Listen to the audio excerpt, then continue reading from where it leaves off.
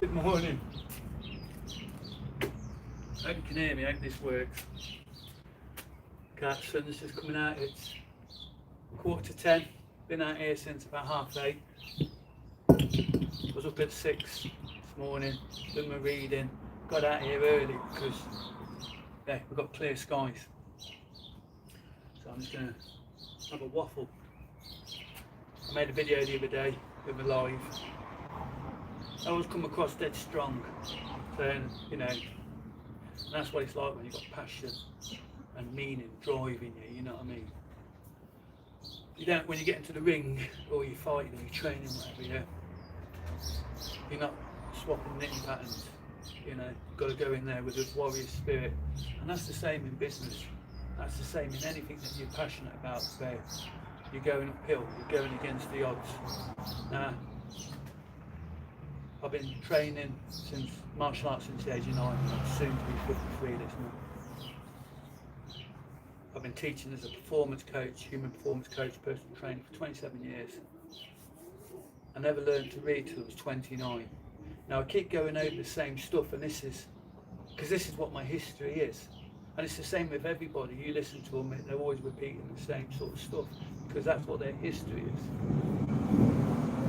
So you can imagine growing up, living here in a village where the white line separates my county to another county. So I was separated from the village with the lads I grew up with. So I was always fighting on the village, I was fighting at school. Then when I went to another school, I went to a Coventry school, and everybody else in the village went to a Bedford and Eton school. So the people that I went to school with, I didn't hang around with at night. And the people who lived on the village at night, I didn't go to school with them, so I was always the odd one out. Because I couldn't read, my writing was awful, and at school, you know, they all take the piss out of you. So you can imagine, I've just been driving against it all my life. But then, I flipped it around when I said I had enough, I was sick of being sick, and I wanted to flip my life around and get back to who I was in the martial way. I changed everything because I changed my self-image. Now the reason why I read all the books that I do in that lot, they're all books that I learned from, you know. So, you know, you've got like Psycho-Cybernetics, you've got Path Through the Jungle, you got my first book that I ever read was Jeff Thompson and Fear, and then the next book was Elephant and Sweet, you know, and Jeff was a Coventry doorman that now world-renowned writer, made a film about his life after, you know, like Swampcroft, you know. You change your self-image. So like, when I was studying, I did my own M1 study. I did it on myself. I tested everything on myself, and that's why what I teach, you hear me say, what I teach is what I live, and what I live is what I teach, because I know it works. You know, I took the information, I worked it on myself, it worked, and that's why I share. And that's why the information and knowledge that I get from my mentors around the world, which are the best in the world, and that's the beauty of having internet access. You can listen to the best in the world. You've got two choices. You can either listen to the distraction, and the controlling narrative, so you can listen to people who are doing it, and you can realise what skills you need to add to your toolbox, and that's what I do. In my live stream I mentioned the other day, I said a lot of people hate me. Well, that's because that's not true. A lot of people love me. A lot of people love me. But the reason I said that when I listened back to it is because of my history. Of having to fight every day. I've been picked on and bullied on until the tides turned around where I faced them bullies and I showed them that, you know, keep poking the lion, keep poking the old dog and he'll bite. Boom. So I have to let go of that mentality, because that is not who my self-image is now. Now, when you do the work, and remember, for all those people out there, I'm not here to kiss ass, right? I'm not sitting on the fence. Marmite, you either love me or you hate me, You're either a doer or you're a not doer, And I'm a doer, and I'm on the side of the doers, I'm on the side of the people that have been in the same situation as me, who are in the same situation as me. And I'm also there working with the people who are ahead of me, but have also come from my same situation. You listen to any great person, or you listen to their podcast, you listen to them, they all tell you, man. Anybody that's great, they weren't born with a silver spoon in their mouth, like, yeah. They come from the ghettos, they come from the little villages, you know.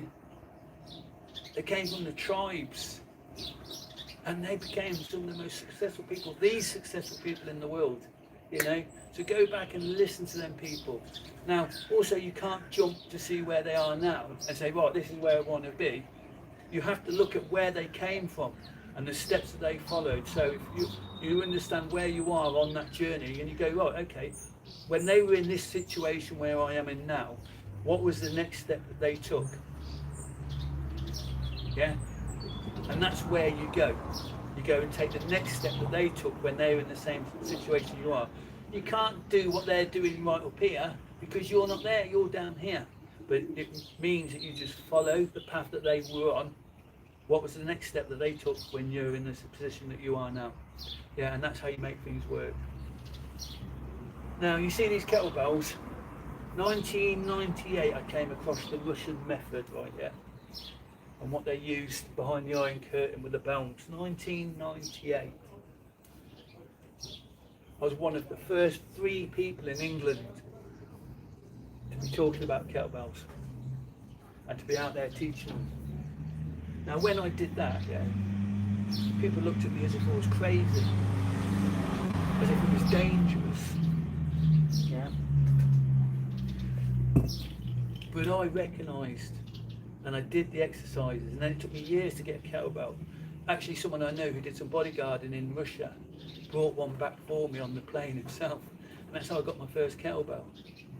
And then in 2007, I went down to London and spent 3 days with Velasquez, who was 7 times heavyweight world champion in kettlebell sports, yeah. And that gave me the confidence to start teaching it proper. And I went out and I invested thousands and thousands of pounds on kettlebells. And I earned that money by working on the doors, by teaching as a personal trainer, and by going without food. And that's why all my kettlebells, I mean, I had 72 kettlebells. I've got half of them in Portugal. I've got a quarter of them here, and then I've got a quarter of them elsewhere. I went without food to buy these kettlebells. I spent 8 years living in a garage with no hot water and no heating when I came back from Portugal the first time. Yeah. So these kettlebells that I have here, there's a story behind them. There's a story. Yeah. They were my tools. But at first people thought I was crazy. Yeah. And now you can go down the middle aisle of Aldi's and see kettlebells. Everybody uses them. Everybody uses them. But 1998 they weren't. 2007 they weren't. They became popular when Amran Khan was getting ready for a fight. And there was a BBC clip of them training in the gym.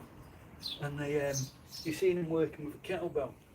Well, I was teaching down at the Red Corner, not the Red Corner, down at the Capital Gym, which is a fighting gym in Coventry at the time. And suddenly the next day was like, oh, they're the kettlebells, that's what Carmen's using all this, like, yeah. Let alone I'd been using them for years in there, and hardly anyone would come and train with me because I was the crazy Russian, yeah. I was too hardcore. You know.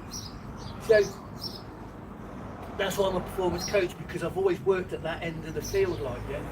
And people are like, oh no man, that's too hardcore, that's too hardcore. But people who get in the ring, yeah, you have to be that level of performance. Yeah. You're not swapping knitting patterns, you have to be on top of your game. And that's what the bells do for you. Same as the Indian clubs. Yeah. Judo. I started judo when I was 11. I started martial arts when I was 9, but I started judo when I was 11. Yeah. And by the time I was 15, I was training 6 times a week. Yeah. It was before jiu-jitsu, really, because I did traditional jiu-jitsu. But now look at jiu-jitsu, it's everywhere, all around the world.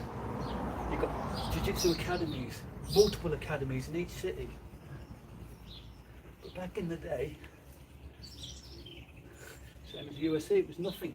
It was just an idea. But then it grew and it's expanded.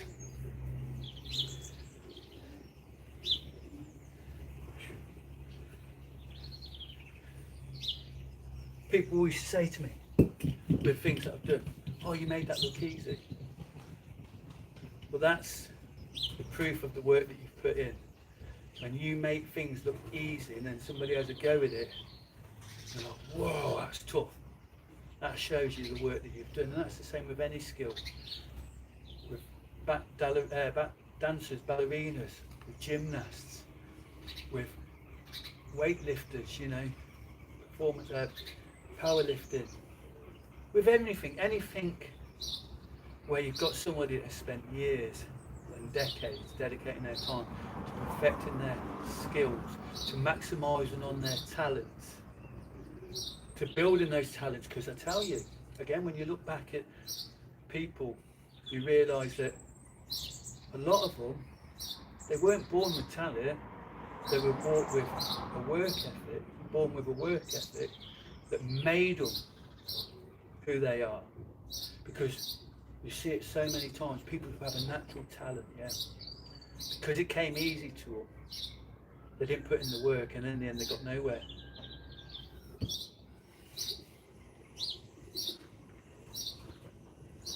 I'm a reader, I'm a writer, yeah, I'm a designer, I'm a creative. That's who I am, because that's what I do now.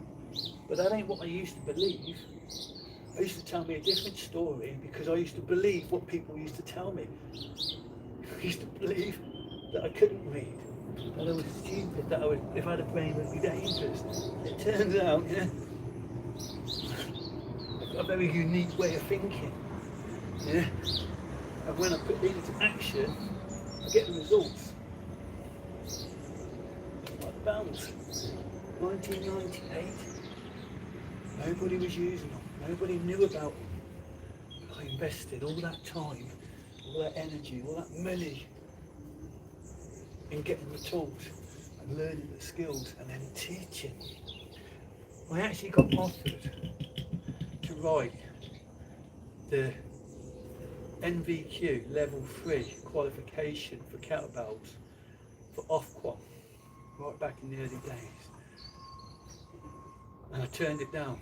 Just like when I got offered a 4-year degree in Loughborough University on a fast track, so I'd do it in 3 years. I had to turn it down because I was living in a garage with a landlord who was a cocaine addict. So, and also because of my dyslexia, I came top of the class when I went back and did my personal training certificates and all that lot. I was at college 2 days a week. It was a 20-mile bike ride round trip every day, for 2 days for 6 months, and I mean that's 900 miles. But it was taking me all my time. If I weren't teaching at the garage or at the gyms, all the rest of my time I was doing all my coursework, making sure everything was spelt right, all my paperwork, all my lines, everything was absolutely bang on. And that's why my work got externally verified. Yeah, my work got checked by the checkers and they were blown away with it. And also my coursework that I delivered for my qualifications, you had 3 options, but I chose the hardest option, which was a sports professional. And my folder was this thick. Everybody else's was this thick. Mine was this thick. Because I passed on my methods, on the Eastern methods, on the Russian methods, so I had to produce all terminologies. Give me more. Yeah. I had to produce all my terminologies in my folder. Oh man, what you want? The machine's not letting the water out. What? I couldn't do it. Yeah, so give me more. No. 85 years old, my mum and my dad, and that's why I'm here in the UK, keeping an eye on them. It ain't that, man. It's not the dream. So, anyway, better get back to it. Peace.